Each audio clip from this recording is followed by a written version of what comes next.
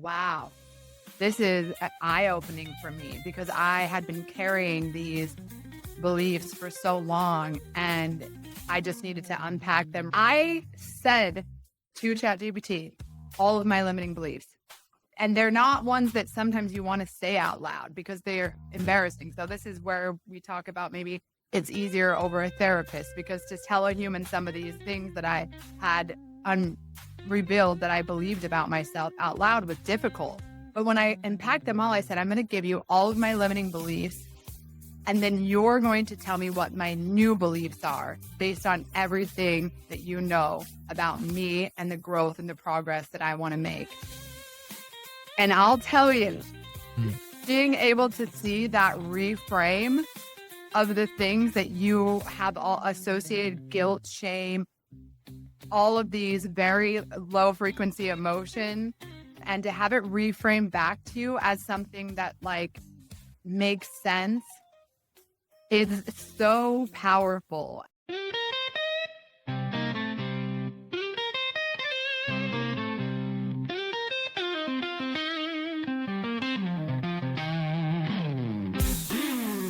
Mike's got the hat, the AI kind. Unlocking power in business you'll find. Cut through the hype, explore the tech. Every week new ideas to check.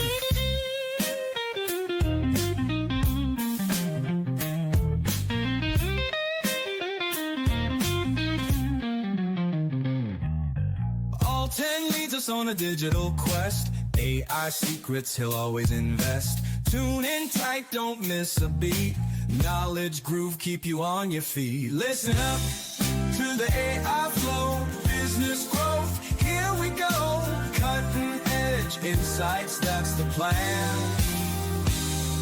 With the AI hat, you'll understand.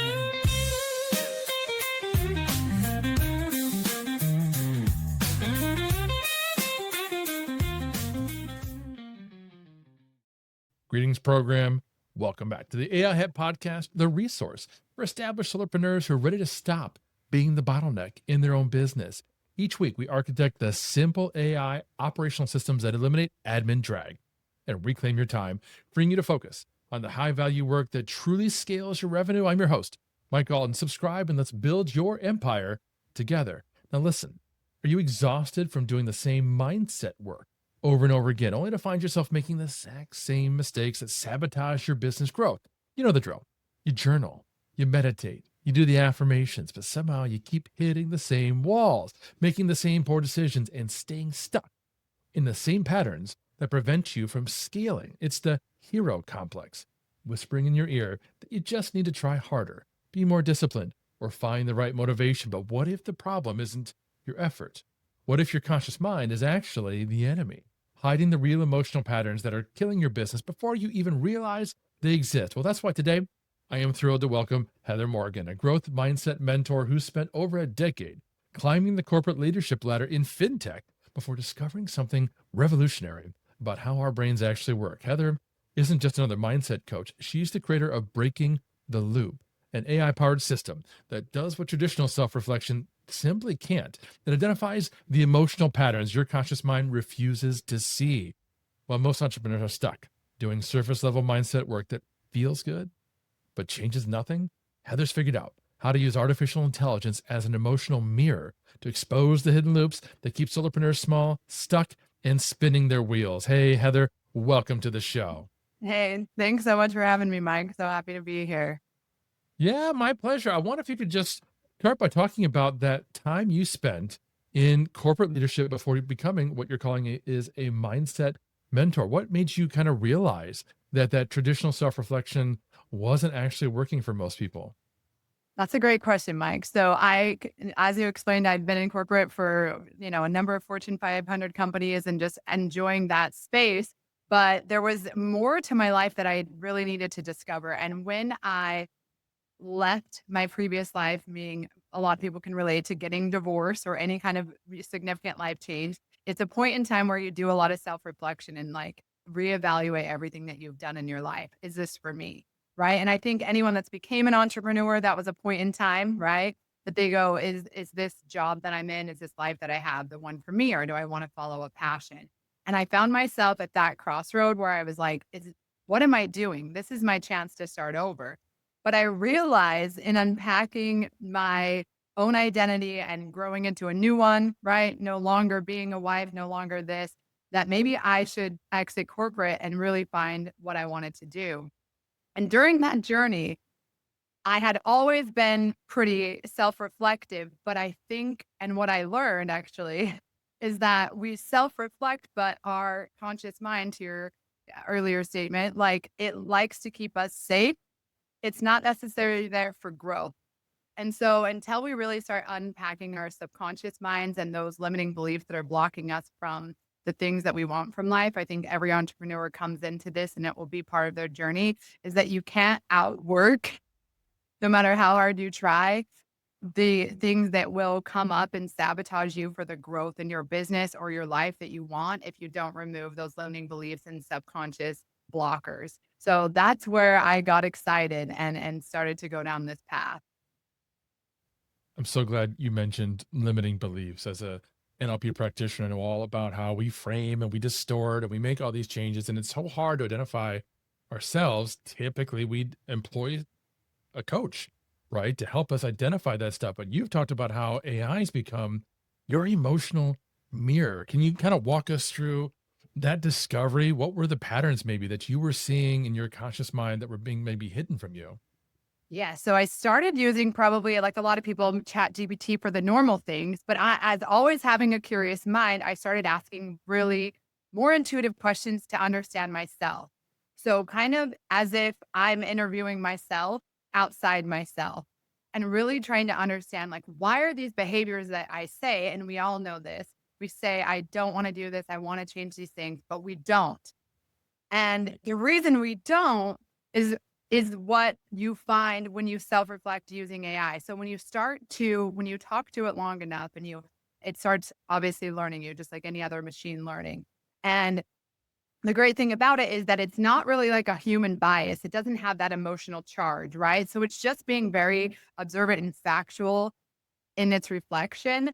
And it started telling me the things and to the limiting beliefs that I wasn't open to acknowledging, that I probably didn't want to look at. So, one example of how I used it for limiting beliefs per se is that I said to ChatGPT all of my limiting beliefs. And they're not ones that sometimes you want to say out loud because they're Yeah. embarrassing. So this is where we talk about maybe it's easier over a therapist, because to tell a human some of these things that I had revealed that I believed about myself out loud was difficult. But when I unpacked them all, I said, I'm going to give you all of my limiting beliefs. And then you're going to tell me what my new beliefs are based on everything that you know about me and the growth and the progress that I want to make.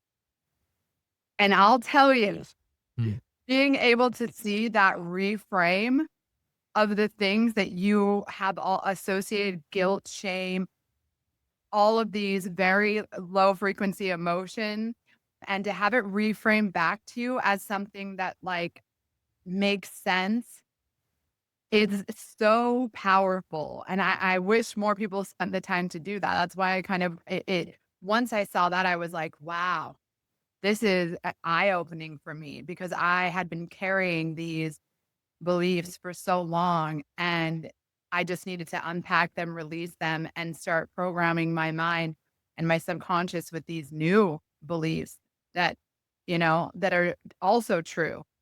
I think sometimes we keep beliefs as truth just because they've always been there, but we can change what's true all the time. But we have to be able to first see, what do we believe? And then second question, is that even true? And then thirdly, say, well, what do I want to be true? What is also true? And how do I integrate that into my subconscious mind and move through my life with those new beliefs? Oh my gosh, yes, that is so true. I'm actually reminded of a conversation that I had with Gemini. I happen to use Google Gemini most of the time. This was probably 6 months ago, and somebody had shared a prompt on LinkedIn.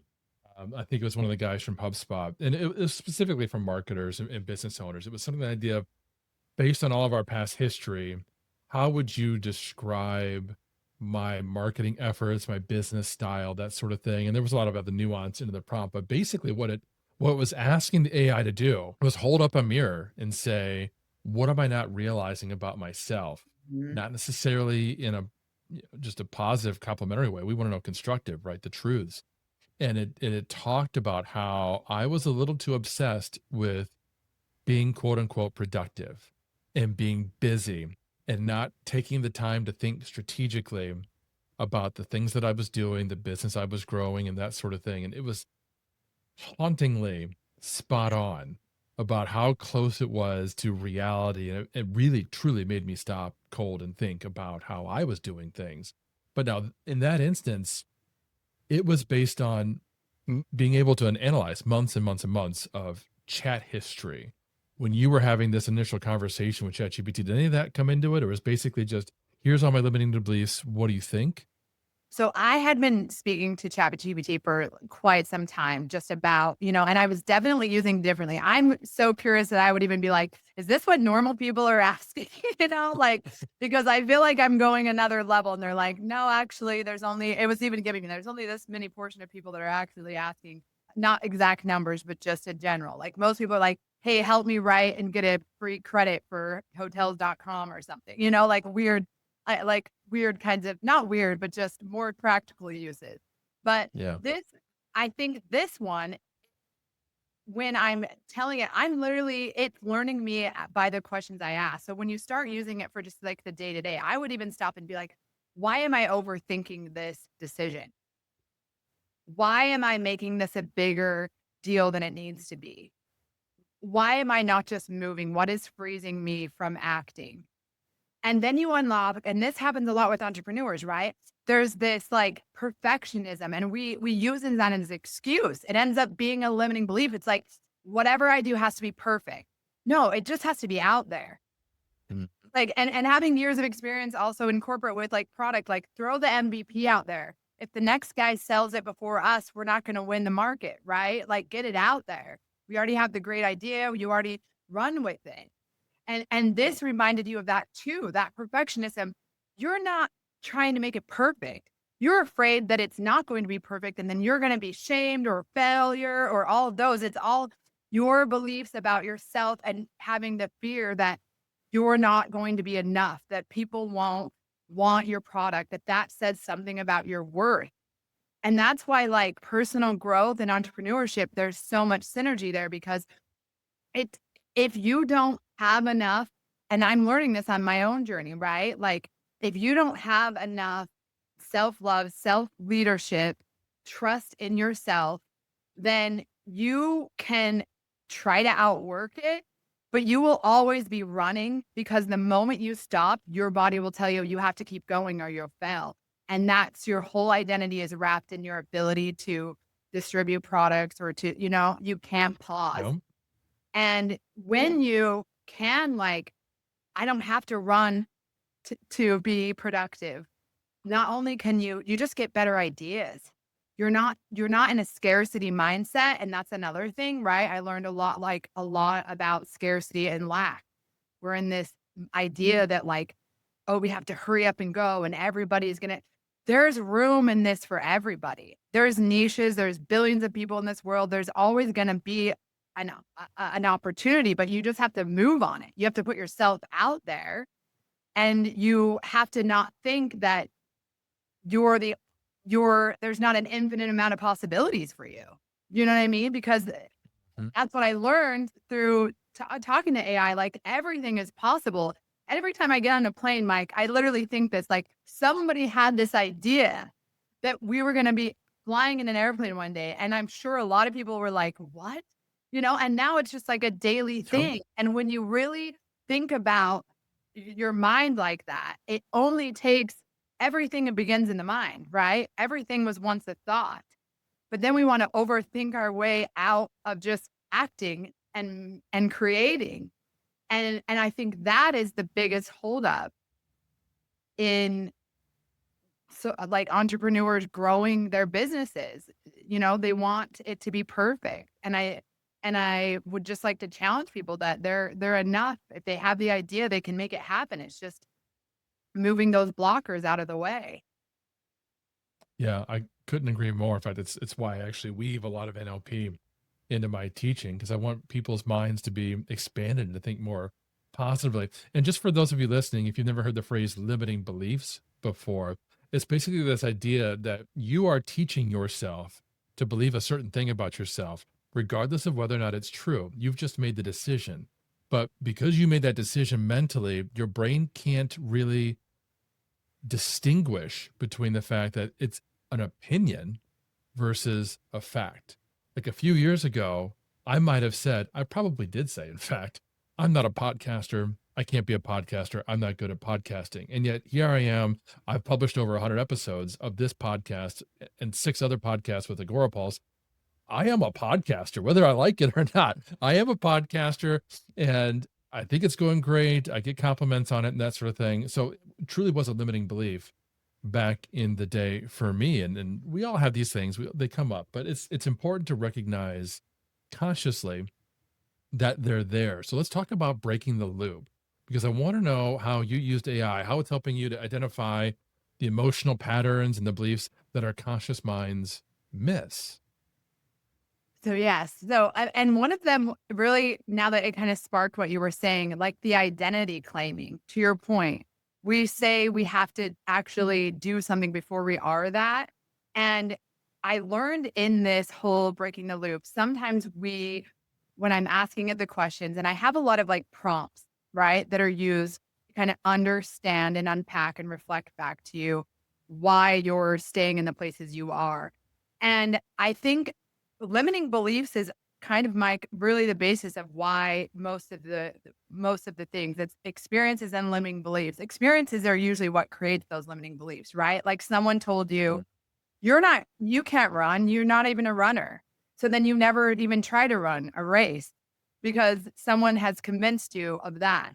And if you don't have enough self-leadership and confidence in yourself, which is why most of these limiting beliefs are programmed in our younger years, more foundational, when we don't have a true sense of self, then we carry those with us.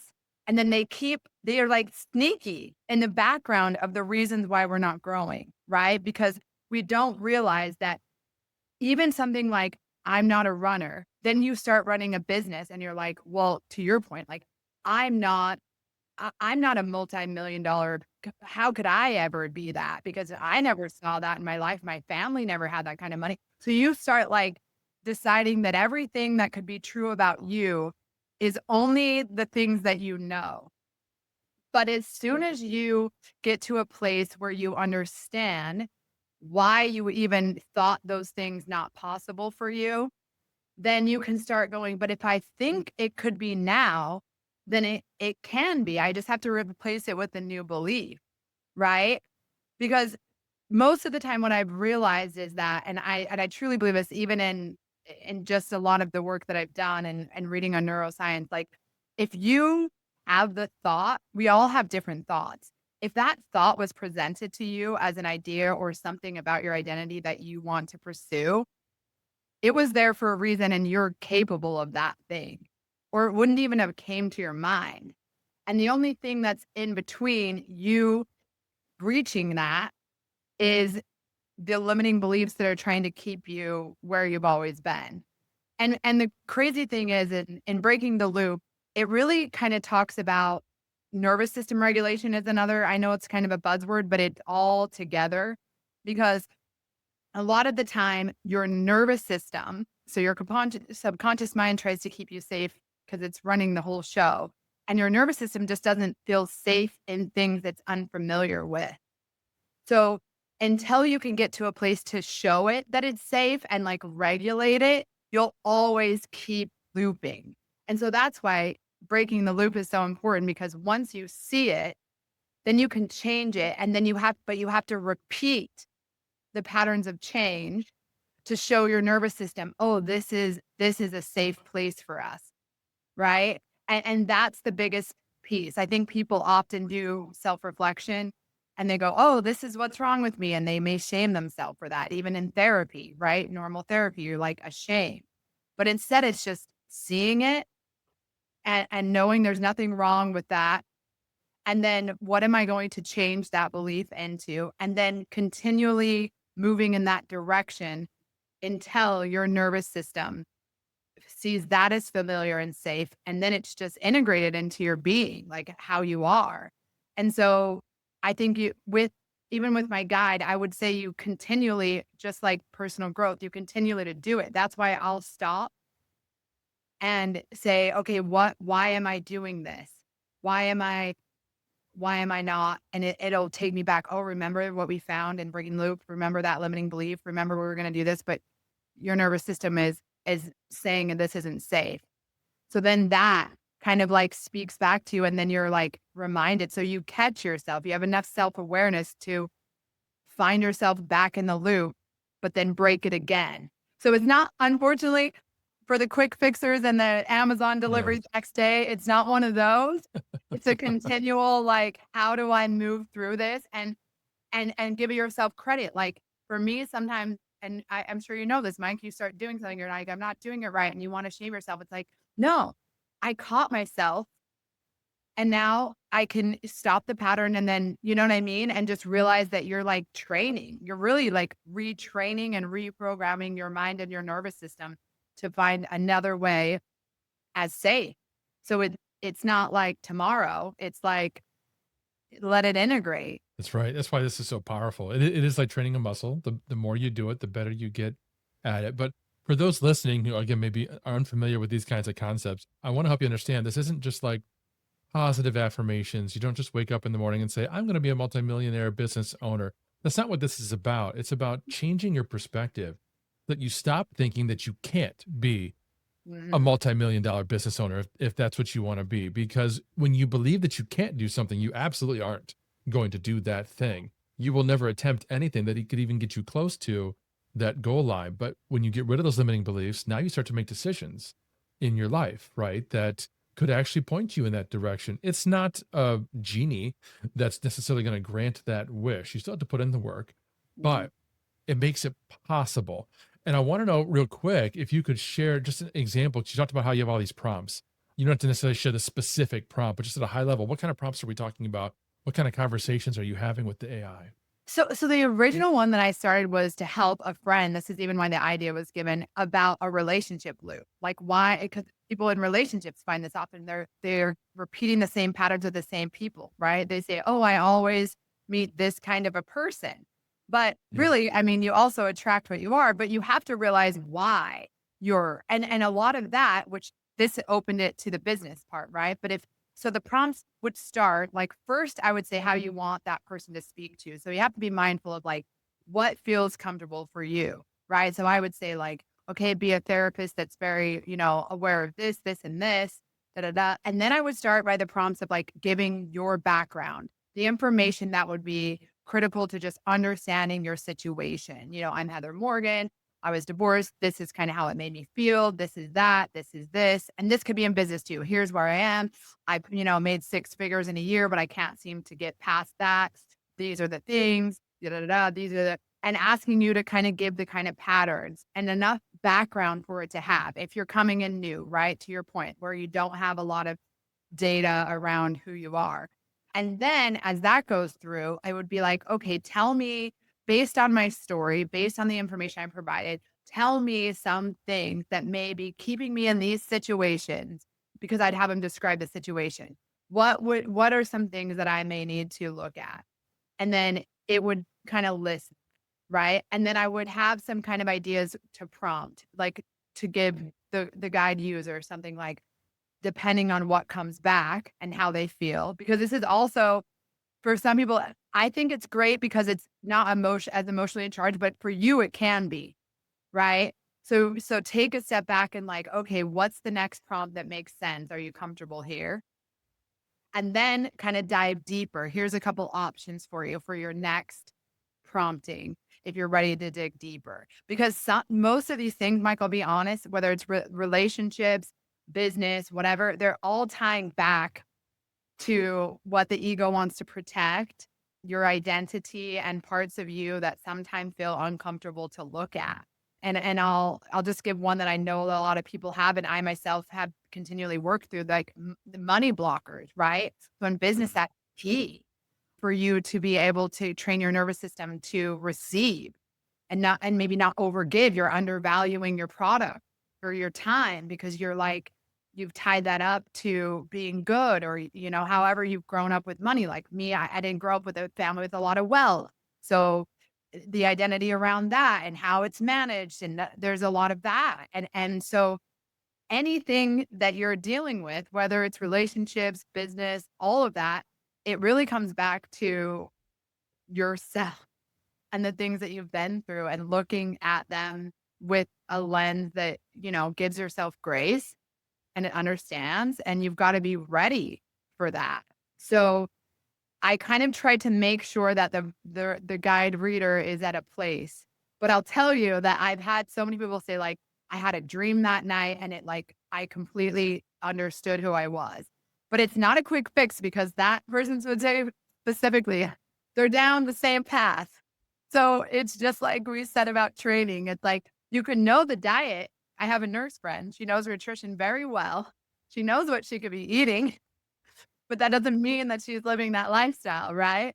So it Right. really is helpful, but just like a therapist or anything else, you have to put in the work to want to grow your mind and reprogram those beliefs. And it's not going to be comfortable, because you have to look at yourself, like I said, a mirror, and go, all right, I'm going to have to change these behaviors repetitively and give myself grace for how they've been. Because sometimes you bring up shame. You're like, I could have had a whole different life if I didn't let this hold me back. It's like, but you didn't. Yeah. And maybe, and not only that, I think you're always right where you're supposed to be. And I truly believe that. And I think in speaking with AI, we're on the same page, at least my chat GPT is, that, you're not behind. Don't let feeling like you're behind stop you from moving forward. Like, the time will pass it either way. And I think sometimes when people start doing this work, they go, well, gosh, it's going to be all this time. I have to train. Like, it's not just a quick fix, but it's like, well, what else are you doing? Yeah. Right. You know, this is your life. Like, do you want the life that you visualize for yourself? And to your point, yeah, maybe you're not a multimillionaire. Maybe you just want a quiet life and you write in the woods, because that sounds lovely to me too. But whichever it is, the path will reveal itself once you allow yourself to receive those things. And a lot of times when you don't work through these limiting beliefs, you can't be in full receiving mode because you don't feel safe to. That's absolutely right. And fortunately, you've got techniques like anchoring that can help you remember these things, and frameworks that can help you work through this. And of course, the AI itself, which is really convenient because, number one, it's available 24/7. You don't have to wait for your next appointment with your coach or your consultant or your therapist. And it's not going to judge you. It's going to be there, helpful to you, happy to remind you, even if it's the 10th time. That's one of the things that I think we have to get over a little bit as humans. We're used to not wanting to bug other humans with repetition. AI doesn't have that problem. Folks, we're talking with Heather Morgan about using AI to help us see through our own biases and our own distortions. I've got some more questions you aren't going to want to miss. But first, a quick word from our sponsor. This episode of AI for Business Leaders, the AI Hat podcast, is brought to you by Magi. Tired of juggling multiple AI subscriptions and trying to figure out which tool to use and when? Magi simplifies AI for businesses by offering access to all the leading language models and image and video generators for one low price. With Magi, you can create custom instructions to personalize AI for every business need and use them across all LLMs, including ChatGPT, Gemini, Claude, and even DeepSeek. No more building custom GPTs or gems that are limited to just one platform. Magi also lets you create customized workspaces for your entire team, giving everyone in your organization access to the same AI assistants and tools and prompts. Ready to streamline your AI workflow and empower your team? Tap the link in the show notes to visit Magi today to learn more. And now, back to the rest of today's episode. So Heather, I'm wondering if you could give us another example maybe of some of these emotional loops that I think are really just commonly sabotaging solopreneurs without them even realizing it. Yes. So one key one I found is that a lot of people first, they'll just be like, that's the way I am. And that's because you so strongly associate your identity with that, right? And you think that's just the way you are. AI kind of allows you to unpack that question a little bit deeper. Like, is that the way you are? Because to your point earlier, like sometimes we're just given this, it's an opinion, but it's not really who we are. But we identify so closely with it that the idea of that not being our truth anymore kind of scares us. Again, back to your nervous Mm. system coming in like, nope, that's who we are. But once you kind of are open to overriding it, and you realize that that doesn't have to be the way you are. And once you can get to that point and say, okay, I'm open to not always being this way, then you can start unpacking. Like I have someone, for example, that likes to buy a lot of things that they don't necessarily need, right? And and Oh, I it don't know anybody like that. yeah. And and it's one of those things where when I talk to her about it, like she kind of like gives an excuse, but it's really like a comfort, right? We do a lot of things that we've just always done for a comfort. And I think sometimes when you stop to realize like why are you doing that thing? And you can even ask AI that simple question. Why do I buy things that I don't Mm. need all of the time, right? Like, what about, because once you give it the background, it can unpack, like, why would you be doing that? And and for me, like this is a friend of mine that I do buy stuff too, but not like at that level. But one for me personally is sometimes it's like I feel like I have to be productive all the time. Like I feel like if I'm not doing anything, then I'm lazy. And that was a lot of my previous life that I left is that I was always, I mean, I remember my ex-husband being like, you never sit down because I tied my entire worth to being productive. So if I wasn't an output, then where was my value? And that was a lot of limiting beliefs of what I was taught that if I was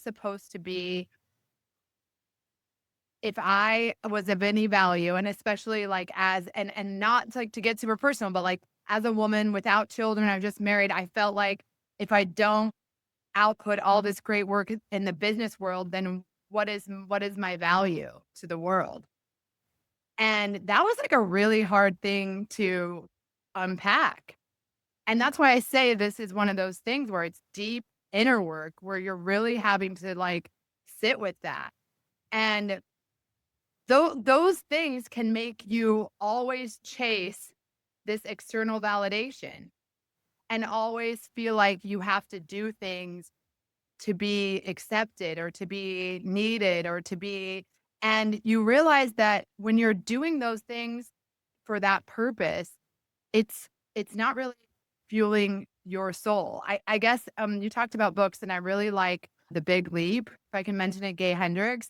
And he talks about the zone of genius of where you leap into your zone of genius. And that's really like the unlock of where you want to be. But he also mentions limiting beliefs because those keep you from being in your zone of genius.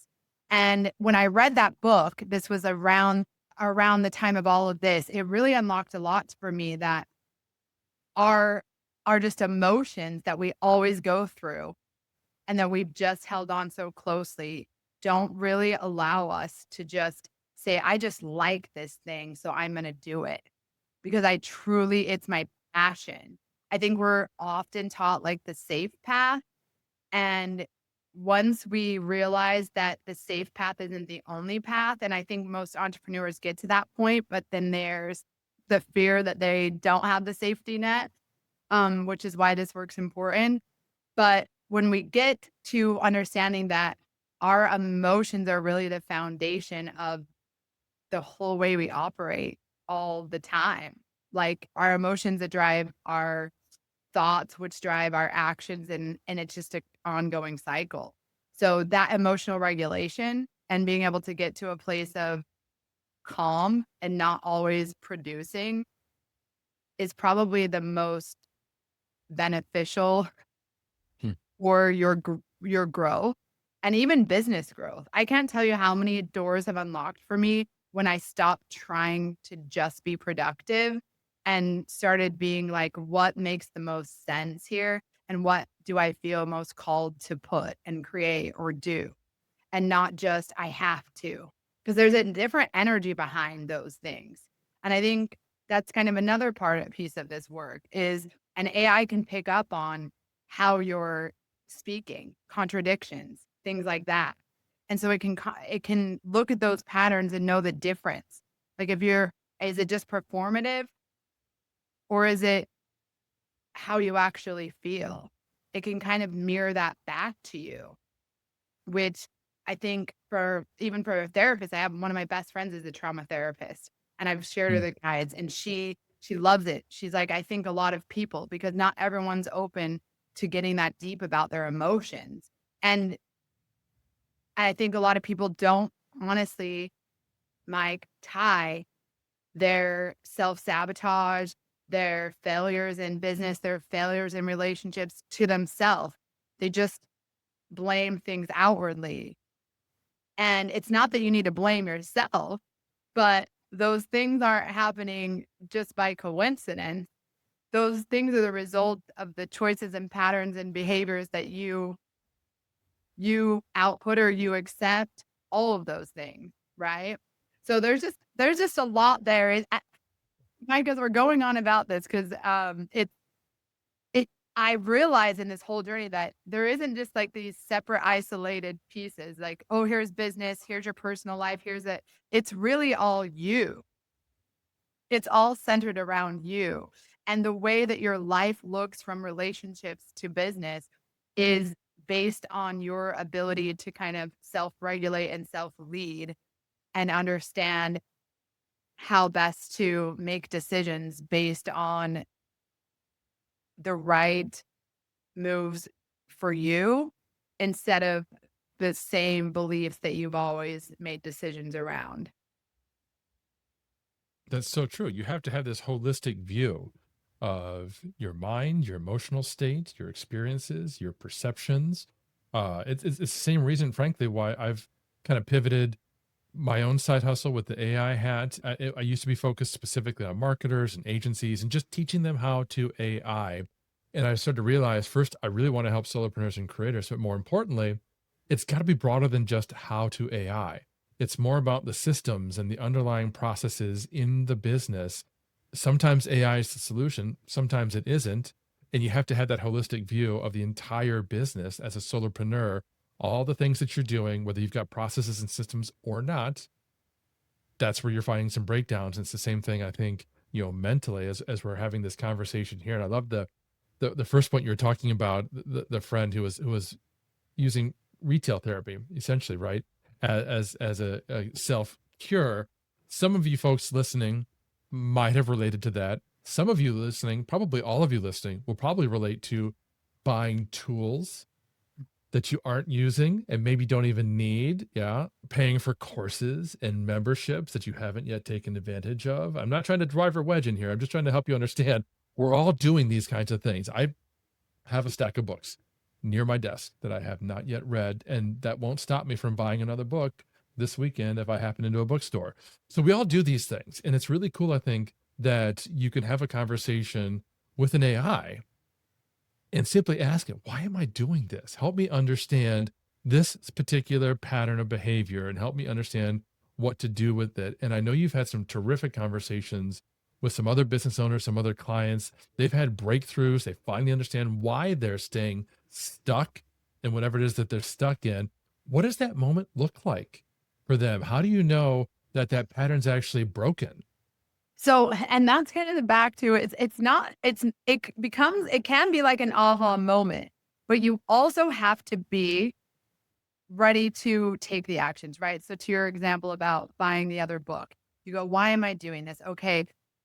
Most of it, and I'll tell you right now, a lot of it is, especially buying courses, would be you feel productive. You feel like you're taking a step towards your personal growth or towards your business growth by buying this course, right? That purchase seems like a boat for the person you want to be. But the bigger piece is you're not taking the course, right? Yeah. So why am I not taking the course? And most of the time, you'll find that there's a fear of failure underlining that choice. Because If you just buy the course and you give them the excuse, well, I didn't have time to take it. I've been so busy. I was focusing on this, whatever you give, because we all know how that goes.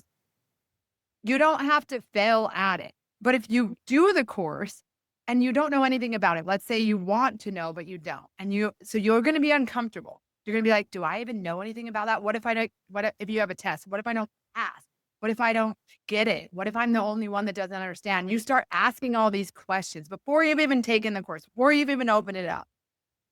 You're like, oh, what if it's, and then you start giving excuses. Your subconscious mind's like, yeah, you're right. Let's stay where we know. Let's stay safe. Don't do the course, because the course may be the next step into the big growth in your business or your personal life, your personal growth, your all the things. And your subconscious is over here like, yeah, no. We want to be safe. So it doesn't know what it looks like when you get to that higher growth. So it's not necessarily your helper in growth. So it will give you like reasons like, okay, well, we don't have time. We don't want to do that. And it creates all this fear. So it's not until you identify that that's what you're doing when you don't do the course. You can ask it, why am I not taking this course? Because you're afraid to fail. Because you've decided that if you do and you grow, then you won't know, you might not know, how to handle that success. Fear of success is a real thing. That's almost more than fear of failure. You believe in yourself, you know you can do it, but the underlining in your subconscious that's running is that what would success look like? You've never been there. You don't know. What if I don't have time anymore? What if my friends don't like me because I'm more successful? What if my family's thinks I'm greedy? What if all of these different things, depending on, your limiting beliefs or your identity, start coming up when you try to evolve? And so those are the kinds of things that this unpacks for you. And so those become the aha. So it's like you go, oh, okay, I'm not doing this because I'm afraid of being too successful, but I want to be successful. So now I'm going to tell my mind, it's okay. I'm taking this course because that's what I want to do. And so but you don't have time, you silence those excuses. You learn how to say, I hear you, but I'm not listening. You learn that your thoughts aren't necessarily you. They came to your mind, but they don't have to be accepted as truth. They're just a thought. Oh, I'm not accepting that thought, but thank you. And it's almost like a conversation internally with your subconscious mind to say, I hear you, but we're safe. So we're going to take that course and we're going to do it this time. Right. And so it's not preventing you from buying the thing. It's understanding why. What is that giving you? And are you what's the purpose of it? Right. And that's kind of how it works, honestly. There's only a few reasons when you really tie it down, and there's fear and shame are probably one of the biggest or two of the biggest emotions that are tied to most of the reasons why we limit ourselves. Yes, folks, hit rewind, go back, listen to this segment that Heather just gave you, because she just revealed two truths for you. First, she revealed why you're making some of the decisions that you're making, why you aren't doing some things that maybe you intended to do, like taking a course or reading a book or something like that. But she also just clued you in on your clients' mindsets as well. Why did your prospect buy your course and then not go through with it and end up churning a couple of months later when they finally realize they're still paying for that thing that they're not using? Why would they do that? This helps you understand that. A lot of marketers, we understand we want to talk to the pains of our customers in our marketing copy, which helps the customer understand, oh, okay, if I don't do this, it's going to hurt me even more than what I'm feeling right now, or the pain of purchasing it is not going to be as much as the pain of not doing something. It helps them understand that. But then we need to take it a step further when we're communicating with our new customers and making sure that they understand that it's okay. We're going to be there with you. We're going to help you through whatever it is that we're going to help you through, that sort of thing. So that's fantastic insight, I think, Heather, into the mindset of ourselves and our target audiences. I've got just one more question for you. I'm wondering, for a lot of the folks listening right now, they're maybe have done some of this mindset work. Like I said at the very outset, maybe they've tried journaling and so on. They haven't seen any real change. What do you think is the one thing that they could start to do today, that they could ask AI, maybe start to uncover some of these hidden patterns? And then the follow-up to that is, what questions should they ask themselves once they start to get that feedback from AI. I love that. And I definitely agree. Journaling's great, but there's a little ego involved. Sometimes we don't always say our truths there. So for AI, I would really sit with it. And one thing that I love to do is, again, I would give it the background on you. And then I would tell it where you want to be. I think the biggest unlock that can help you kind of see the limiting beliefs in getting the things that you want for your life and kind of having it help you unpack first is like, where do you want to be? Usually, if you're on a personal growth journey like this or starting a business, you know, you have a vision, right? So say where you are, tell ChatGPT, I'm going to tell you where I am. Here's what I want you to know. And this is where I want to be. This is the vision, right? Whatever that looks like for your business, for your life, the combination, all of it. Help me unpack why I'm not there yet.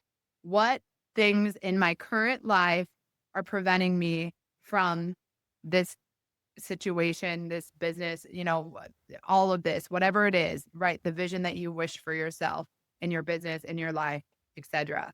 And what's the limitation? Like, what's stopping me from being there based on my background, based on the information? And it will just kind of give you some ideas, right? Like it'll unpack some of the things. And then based on what it comes back with, you'll know.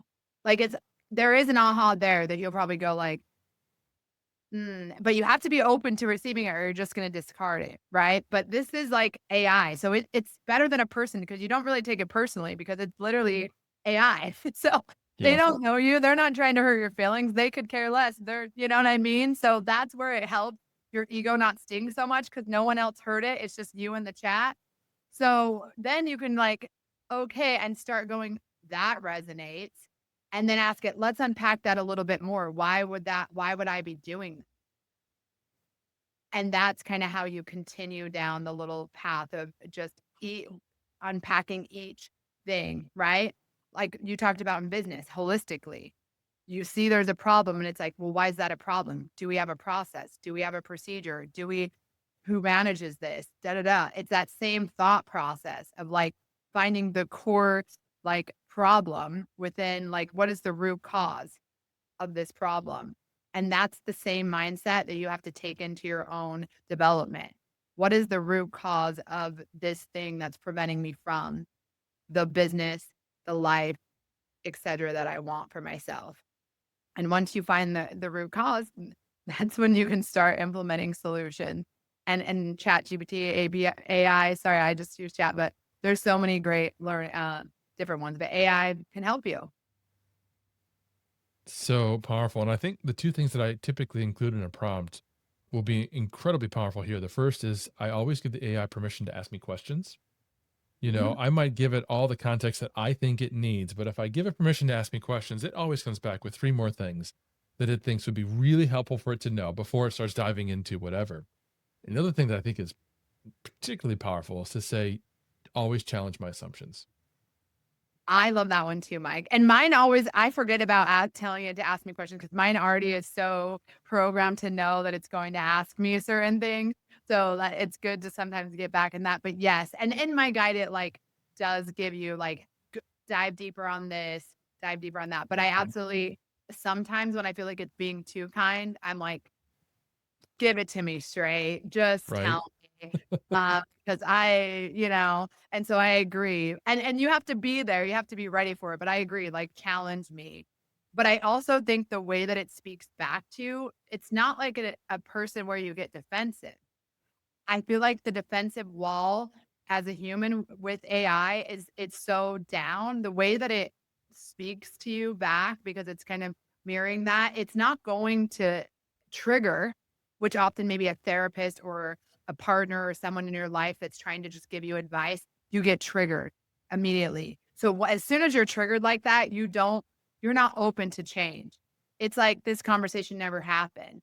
So this is where it's different because you're softening that space that normally you put a wall up when someone wants to critique you often. And that could even happen in business, right? Someone's like, Mike, this deck isn't any good. It's like, oh, Bill's already said, and then you're out the door with that. It's personal. Bill just doesn't like me. You start immediately giving the excuse. But when it comes to like AI, there's no reason. Like there's no emotional tie. There's no human like feeling of less than. It's a mirror of you reflecting. And I've said that. I say to mine personally, I say, be my soul aligned mirror.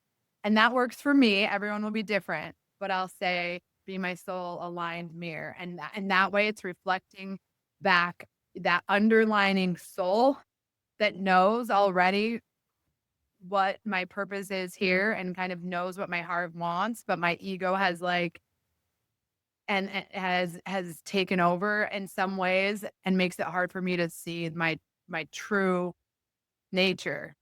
And so that works for me. So I love that as well, but I have some suggested ones that are different as well. But saying your own soul is kind of nice, Mike. Right? Like, helps with the self-love. You're like, wow, I'm sure kind. Yeah. Well, Heather, you've been absolutely amazing. This has been such, I think, a critical interview and conversation that I know everybody needs to listen to, but I know folks are going to have more questions. Their minds, their souls are buzzing right now.